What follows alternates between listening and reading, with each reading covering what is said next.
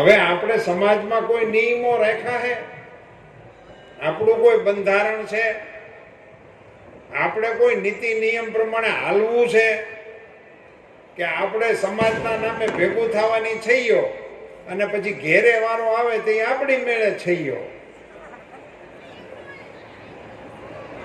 એમાં હવે ખૂબ ગંભીરતાથી વિચારવાની આવશ્યકતા છે ને અન્ય સમાજો આપણી કરતા આગળ થઈ ગયા છે।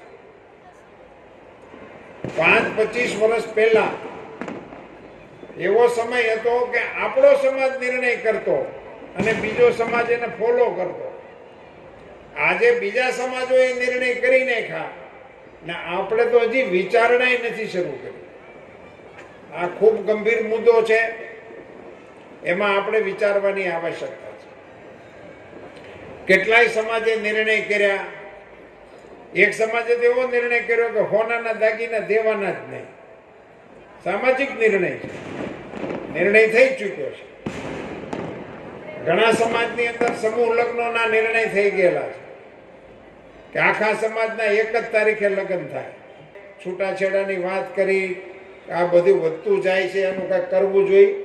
પણ મારા મતે છૂટાછેડા એ મહત્વની વાત નથી, પણ છૂટાછેડા પછી એના બાપા પૈસા ગણવા બેહે છે, એ આપણા શરમજનક આપણા માટે છે।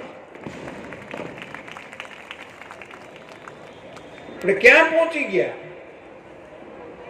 આપણા સમાજમાં દીકરીના પૈસાની દેતી લેતીના વિષયો હાલે કડવા પટેલ સમાજની અંદર। માની સામે તમે એમ બોલો કે અમે માના